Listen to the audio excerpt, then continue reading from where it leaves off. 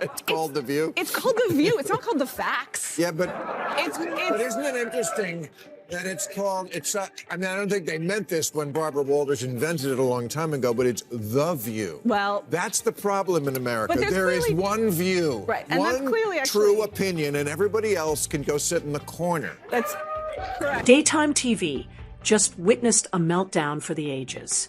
Picture this. Sunny Hostin, armed with her law degree, cue cards, and signature scowl, sitting confidently on The View, only to get tag-teamed into oblivion by two of the sharpest minds in media.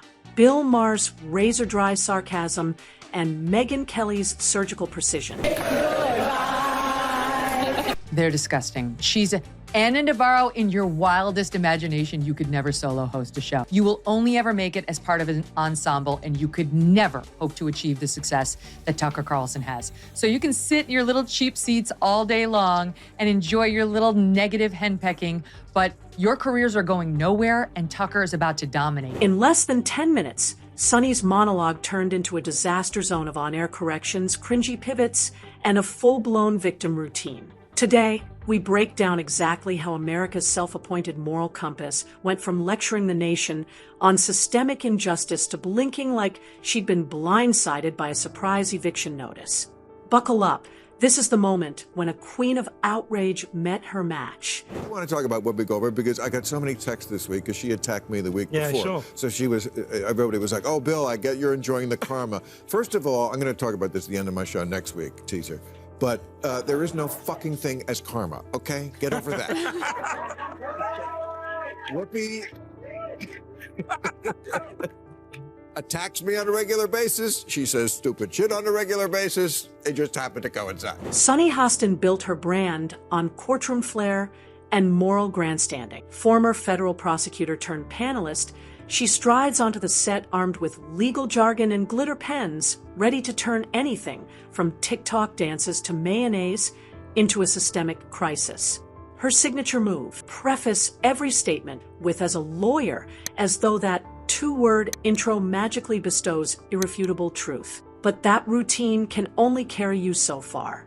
On this particular episode, Sunny leaned in, clutching her cue cards like a life raft, and launched into her trademark performance. Hot mess that they air in the mornings, called The View, had to issue not one, not two, not three, but 4 corrections, legal corrections, 4 legal notes. Not to mention what they did at that debate, where once again, they tried to fact check only one side, and then when their fact checks got fact checked, they cowered. They cowered in fear. I mean, this is a pattern with them. Equal parts Senate hearing and soapbox sermon. Eyes wide, palms waving, she painted outrages onto breakfast trends, implying that if your barista misspells your name, it's evidence of colonialism itself. It was the same formula she's used for years. Accuse, moralize, rinse, and repeat. And for one glorious morning, she thought it would work again.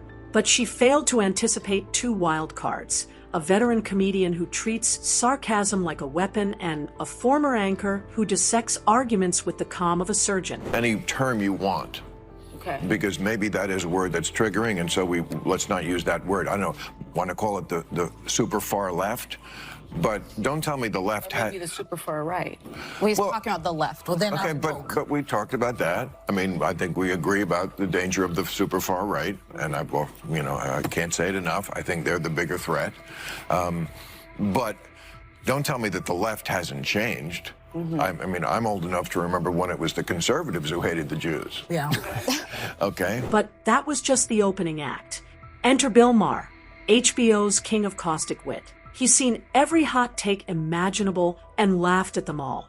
When his turn came, Maher slouched back, smirk in place, and let his humor do the heavy lifting. No raised voice, no gasps, just one-liner after one-liner, each delivered as if he were reading footnotes in a Netflix special. He dismissed Sunny's cue card monologue as courtroom TED Talk swagger and compared her delivery to a freshman's essay on why I'm always right. Maher didn't need receipts. His decades of media training and icy detachment were all the evidence required. Every time Sunny tried to interrupt, He simply raised an eyebrow or sipped his tea, letting her words dissolve in the cold. And finally, new rule, stop saying that Whoopi Goldberg getting yanked from The View right after she attacked me on The View is karma. There's no such thing as karma, sorry. No.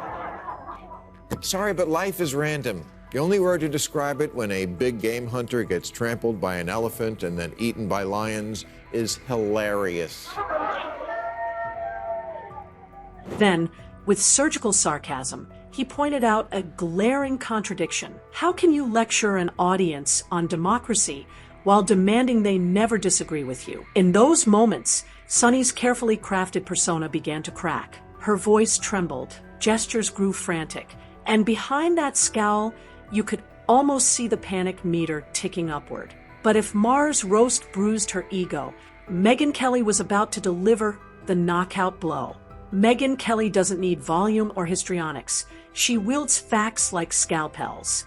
Taking her seat, she leaned forward, opened a notebook, and methodically dismantled Sunny's arguments. They had a discussion on The View about world superpowers from the sound of it. That's how they got into it. And Sunny Hostin made some comments about patriotism and America and Black America. It's all in there, Jason. I mean, it's all in there. I'm going to tee it up. It starts with Alyssa Farah, who's supposed to be the Republican commentator, and then you'll hear Sunny jump in.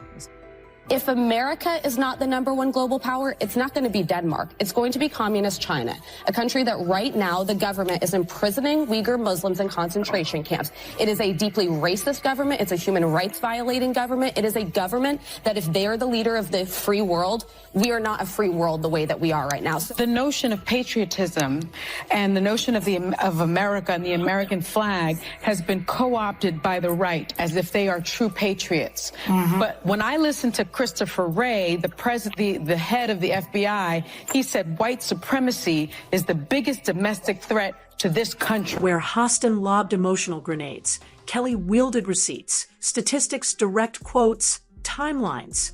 No guilt trips, no pearl clutching, just cold, hard logic. When Sunny decried the co-option of patriotism, Kelly calmly cited FBI Director Christopher Wray's warning that white supremacy poses America's greatest domestic threat, exposing Sunny's selective moral outrage. Then she fact-checked claims Sunny had made just minutes earlier. And when the studio attempted to backpedal, Kelly refused to back down. Her precision left Sunny grasping for a pivot, but the facts had already spoken. Donald Trump will be sworn in as the 47th president of the United States, yay, on January 20th of this month. Not everyone's happy about it, and many people would like us to be more focused on the insurrection that he personally unleashed. If you ask them, as we discussed earlier, they think it's as bad as like the Holocaust, and you don't have to take my word for it. Here is Sunny Hostin of January The View 6th was an atrocity. It was one of the worst moments in American history. And when you think about the worst moments in American history, like World War II, things that happened, like the Holocaust, chattel slavery. Yeah, the January 6th is right up there next to the Holocaust and slavery. Each point Kelly raised was a nail in the coffin of Sunny's monologue, and by the end, the panel's famed self-policing mechanism kicked in.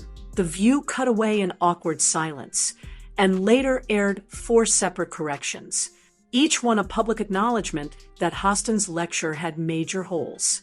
The carnage was real, and the viewers noticed 4 corrections in 1 week. That's unprecedented on The View. First, they admitted misstating a Supreme Court date. Then, they clarified a quote about TikTok's demographics.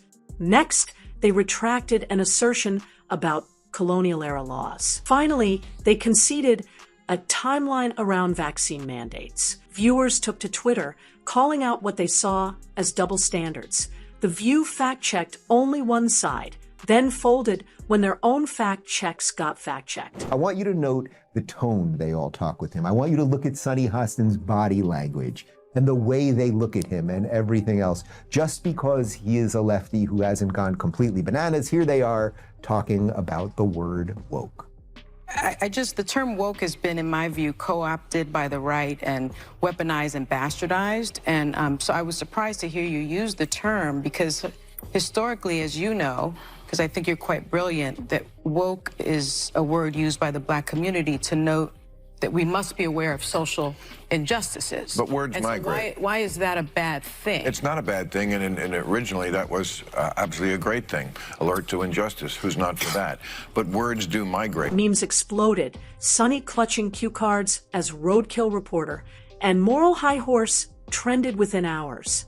TikTok clipped every gasp, wide-eyed blink, and flubbed phrase, turning her meltdown into free promotion. Fan pages that once celebrated her fiery monologues now ridiculed her as the lady who cried injustice at breakfast.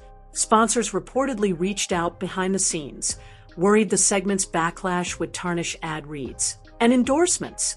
But beyond the social media storm, something more consequential was unfolding. For years, The View has sold itself as the town square for spirited debate, so long as you fit their moral script. Panels featuring conservatives have sometimes felt token, fact-checked, or muted. Whoopi Goldberg was angry when Alyssa pointed out that Trump went to the funeral of Officer Diller. Yes. On Long Island, and Joe Biden went to a podcast. Look at Whoopi Goldberg's reaction. Choose what you like there, but for Republicans, it was good imagery. Really? One day later, yes. And I'm asking that because I was so offended because you know who showed up. Yeah. And he was, whether he was asked or not. This But he is a was man invited. who didn't care what happened to the officers on January 6th. She promotes Joe Biden and Kamala Harris every day on that show. Trump wasn't supportive enough of the cops who were, yes, in danger on J 6th. How does that explain their behavior on a daily basis? But when two respected outsiders expose that bias on live TV, it forces a reckoning. Advertisers and network execs watch closely. Can a show survive when its star panelist loses credibility overnight? Morning show audiences crave authenticity more than moralizing lectures. They want surprises, humor, and genuine disagreement, not a staged performance disguised as debate. If viewers tune out because they're tired of 10-minute guilt marathons, The View risks spiraling from must-watch to must-skip. Some insiders say this collision could prompt the producers to change the format, perhaps invite fewer ideologues and more journalists or comedians who can handle pushback without meltdowns. And while The View's future hangs in the balance, there's a bigger lesson for every content creator. Lesson 1, don't equate volume with victory. Sunny tried to shout down her critics, but all she achieved was turning up the audio meter. Last week you called white Republican women cockroach. Actually, I didn't. And You said they're acting like cockroaches. I used in a similar. Let me answer that. Okay. I used a metaphor. Here's what I'm going to ask you all to do. Here's what I'm going to ask you to do. Wow. Yeah. I'm going to ask you to tone it down a bit because I can't hear anything. No one can hear what's being said. She just said I called white women why roaches. people All right, we're going to go to break. We're going to break. Can't take. Lesson 2, prepare for curveballs. You can't rely on a script or cue cards when your opponent wields spontaneity. Bill Maher didn't need notes. He reacted. Megyn Kelly didn't need theatrics. She responded with facts. Content creators, take note. Every live segment is a potential disaster if you can't think on your feet. Authenticity wins more than moral grandstanding. If you lean too hard on lecturing, you train your audience to zone out or click away. Instead, embrace genuine conversation. Listen, respond, pivot if you're wrong, and never assume your viewers can't handle nuance. But what about Sunny Hostin's next move? That, my friends, brings us to the final act. Sunny Hostin's meltdown was more than a TV moment. It was a wake-up call, a reminder that no matter how polished your persona, an unflinching opponent armed with wit or proof can expose even the flashiest performance. The View may survive, but it can't ignore that audiences crave authenticity over moral sermons. And by the way, out there, that hat that you keep wearing, that red hat that says "Make America Great Again," that tells people that you go along with this. So you might as well just put a swastika on the hat. Don't do that. Don't do that. Because we see it anyway. I'm not going to defend Donald Trump ever, but I would never say that we should put the swastika on the cap, because I think you can hate Donald Trump. You can't hate everybody who likes him. It's half the country. I don't want to live in that country. I don't want to live in the country where I hate half the country, and I don't hate half the country. How dare you disagree? And if you're building a channel, remember, your viewers smell disingenuous drama from a mile away. Serve them substance, admit mistakes, and don't be afraid to debate without preaching. Think Sunny's meltdown was the end? Not even close. The drama's just heating up, and the next round could get even messier. Smash that like button, hit subscribe, and ring the bell for the spiciest breakdowns. Then drop a comment. Who do you think hit harder, Maher's sarcasm or Kelly's precision? This is Sasha Spills signing off, and I'll see you in the next video.